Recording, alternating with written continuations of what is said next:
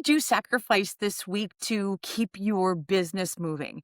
If your answer is sleep, a conversation that you needed to have, or the boundaries you swore you'd hold, keep watching because the real costs of entrepreneurship aren't your profit and loss statement.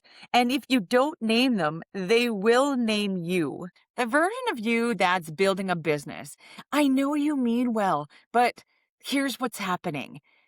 You're the friend who cancels again. You're the partner who's physically present but mentally running through tomorrow's launch checklist. You're the sibling who hasn't called back in 3 weeks because this things are crazy right now. And the people around you, they don't know how to say that I miss you without sounding unsupportive. So they go quiet. Not because they don't love you, but because they don't recognize you anymore. And they don't know how to compete with a business that feels like it's asking for every single available hour of your life. This is the isolation tax.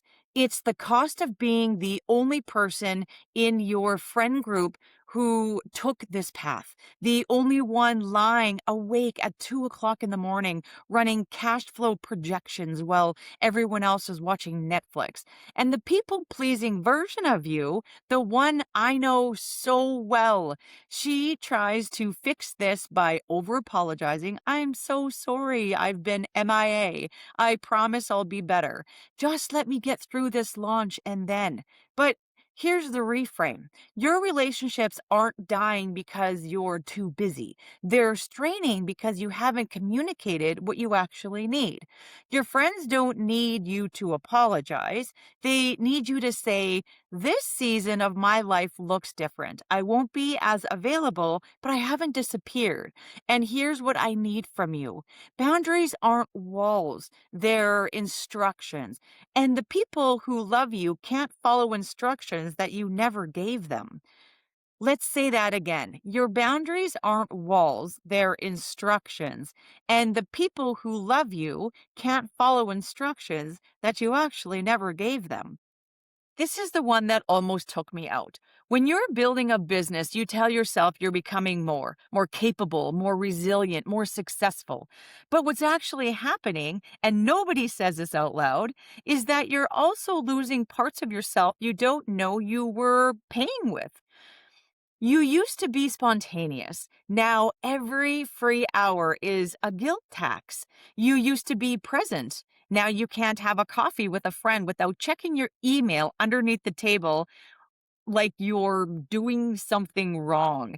You used to know who you were outside of work. Now work is the first thing you think of when you wake up and the last thing that you're going to scroll before you go to sleep. The version of you that answers emails at 11 o'clock at night, I don't think that's dedication. I know you think that's what it takes to make it, but you're not dedicated. You're people pleasing and you're burning out to prove you're worth something. This is the identity cost. It's what happens when entrepreneurs stop being what you do and start to be the only thing you are. And here's where it gets dangerous with people pleasing specifically. The people pleasing entrepreneur says yes to the wrong clients because you're afraid of losing revenue. You undercharge because you're terrified of being seen as greedy. You work weekends because your clients asked, even though in the contract it clearly states Monday to Friday.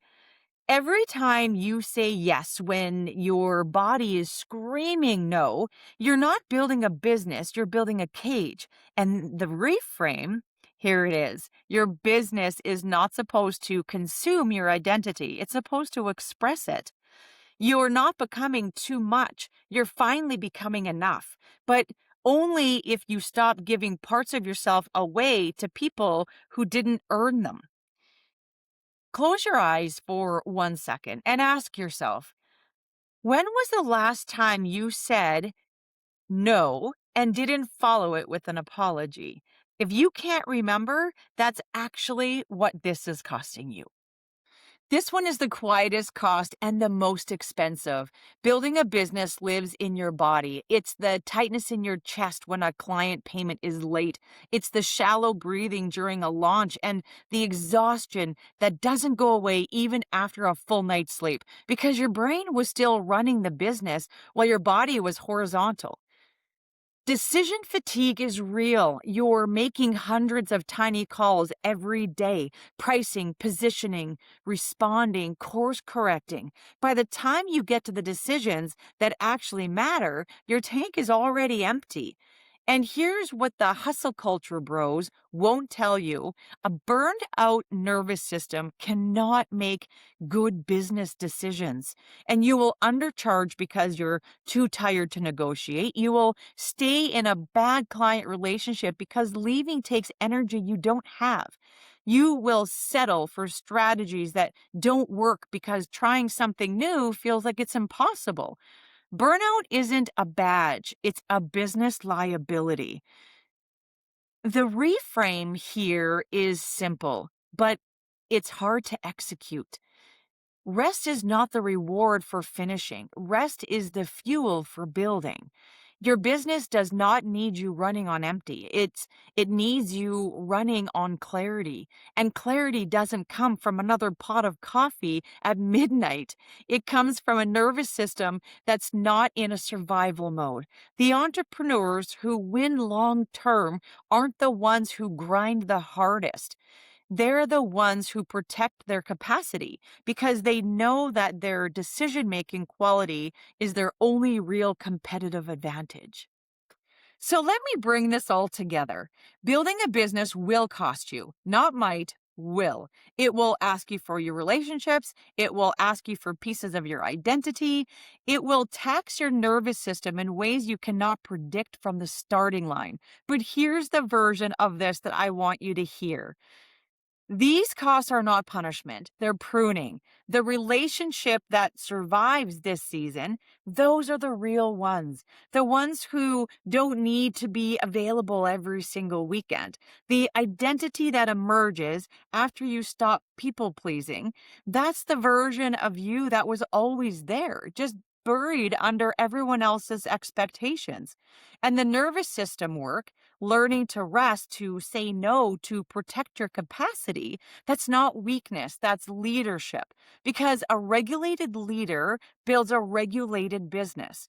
Your boundaries aren't walls, they're filters, and they don't push the right clients away, they keep the wrong ones out. The cost is real, but so is what you're building, and you get to decide what you're paying with, consciously, intentionally, without apology. You're not losing yourself. You're finally becoming the version of you bold enough to build. If this hit something in you today, if you felt that tightness in your chest when I talked about people pleasing your way through client calls or the guilt of checking your phone during dinner, you're not alone. Comment enough below if you needed to hear this today. That one word tells the whole algorithm this conversation matters. And it tells me that I'm not the only one who's been paying the real price for entrepreneurship.